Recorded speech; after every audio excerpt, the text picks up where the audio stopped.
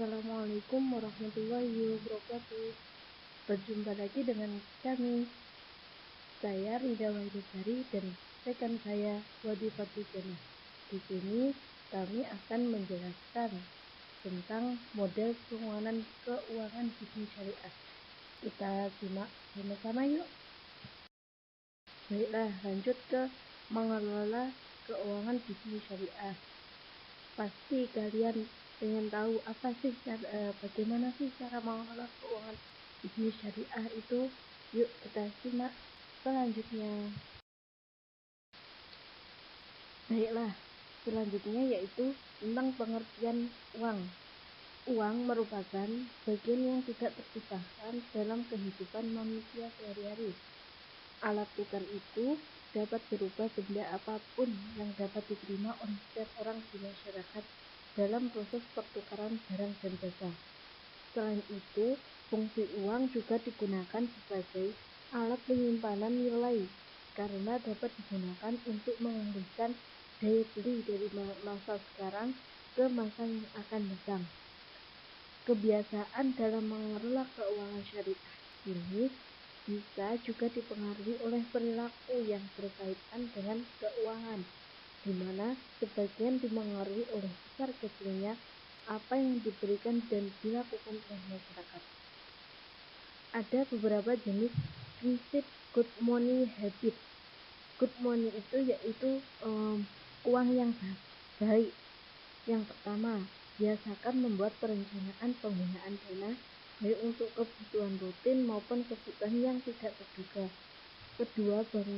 Kedua, membangun kebiasaan mencatat pengeluaran setiap bulannya.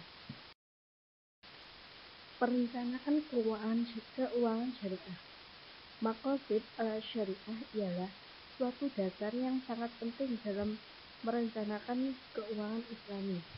Tujuan dari syariah Islam sendiri adalah agar manusia mendapatkan al-falah, yaitu keberhasilan atau kemenangan dalam hidupnya. Perencanaan keuangan syariah memiliki beberapa tujuan. Yang pertama, agar tidak meninggalkan utang bagi orang yang kita sayangi. Dengan gaya hidup konsumtif, seringkali kita terjebak ke dalam utang yang bukan merupakan utang produktif. Yang kedua, agar bisa menjalankan berbagai ibadah yang diperintahkan dalam agama Islam yang harus dilakukan dengan cukup besar seperti haji, umroh, kurban, wakaf, dan lain sebagainya. Yaitu manajemen keuangan bisnis syariah ialah pengelolaan keuangan dengan tujuan tertentu dengan memperhatikan mulai dari sisi memperolehnya, profesinya sampai dengan pembelanjaannya itu bagaimana. Adapun prinsip-prinsip yang terdapat dari sisi memperolehnya. Yang pertama yaitu transaksi yang dilarang dalam ajaran Islam. Yang pertama yaitu transaksi dengan objek zat haram, transaksi riba atau mensyaratkan kelebihan, transaksi horor, ketidakpastian hal yang seharusnya, transaksi maisir, spekulasi, dan transaksi risuah atau suap menyuap. Selanjutnya yaitu dari segi profesi, yaitu setiap profesi yang dijalankan seperti melakukan jual beli terdiri dari barang dan manfaat ini untuk memperoleh harga sesuai syariat. Ada beberapa contoh dalam memanfaatkannya barang. Yang pertama, pedagang barang seperti pedagang sayuran, pedagang makanan, dan pedagang apapun yang dijual secara halal. Yang kedua, pedagang manfaat barang, artinya pemilik penyewa kendaraan, pemilik sawah, rumah, tempat penyimpanan barang itu menyewakan kepada orang yang membutuhkan. Yang ketiga yaitu pedagang manfaat perbuatan atau jasa, seperti desain grafis, jasa, dan lainnya.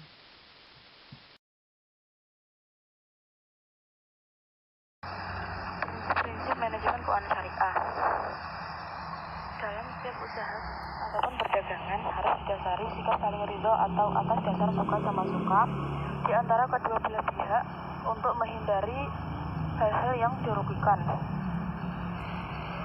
Yang kedua, menegakkan prinsip keadilan baik dalam takaran, timbangan, ukuran mata uang atau kurs maupun bagian keuntungan. Yang ketiga, kasih sayang, tolong menolong dan persaudaraan universal.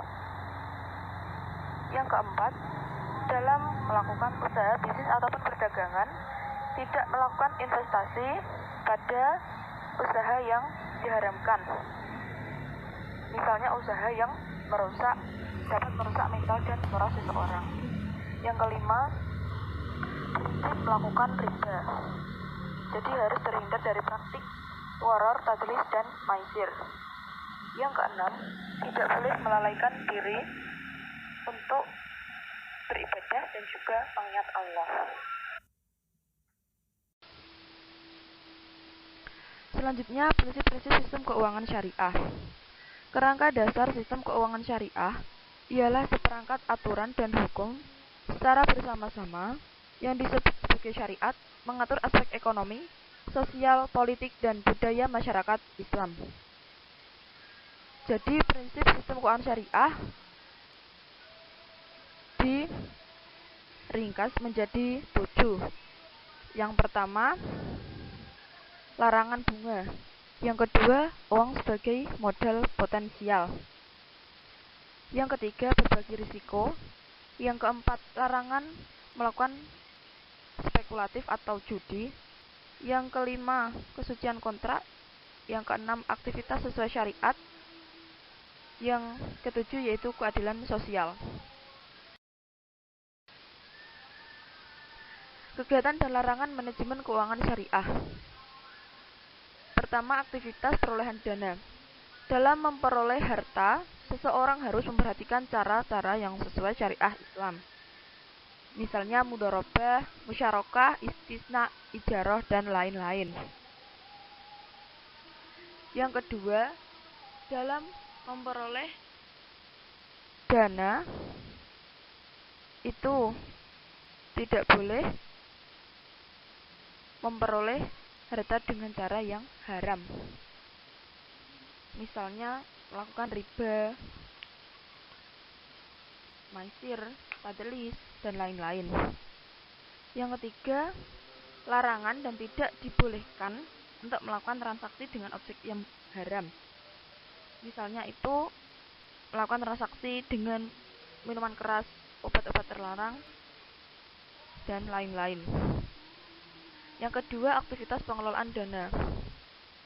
Dalam menginvestasikan uang, seseorang harus memperhatikan adanya prinsip bahwa uang itu sebagai alat tukar, bukan sebagai komoditi yang diperdagangkan.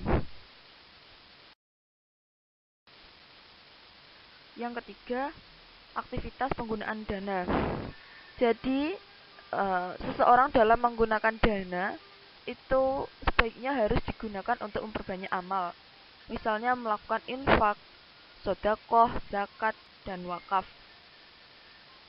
Seperti yang telah dijelaskan pada surat Az-Zariyat ayat 19. Yang keempat, adanya pencatatan transaksi keuangan yang dilakukan penyusunan laporan keuangan usaha untuk mengetahui laba usaha. Beberapa contoh yang telah dijelaskan dalam Al-Quran, di antaranya meninggalkan riba dan beralih untuk menggunakan sistem ekonomi syariah. Yang kedua, meninggalkan hal-hal yang dapat memboroskan harta. Yang ketiga, meninggalkan usaha yang batil dalam mendapatkan penghasilan. Yang keempat, meninggalkan usaha yang spekulatif atau perjudian. Yang kelima, memperbanyak amal atau tidak kikir dalam harta.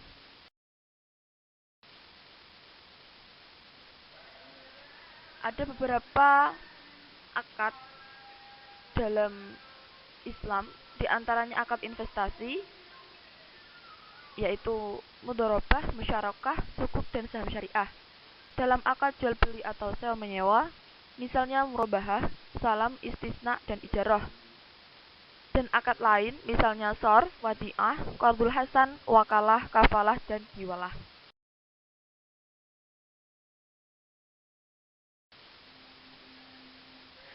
Ada beberapa jenis lembaga keuangan syariah, di antaranya bank syariah, bank perkreditan rakyat syariah atau BPRS, pegadaian syariah, asuransi syariah, baitul mal wat tamwil atau BMT, pasar modal syariah, reksadana syariah, obligasi syariah, lembaga zakat, koperasi syariah, dan wakaf tunai. Mungkin cukup itu yang dapat kami sampaikan, kurang lebihnya mohon maaf. Selamat menjalankan ibadah puasa, tetap semangat dan jaga kesehatan. Terima kasih. Wassalamualaikum warahmatullahi wabarakatuh.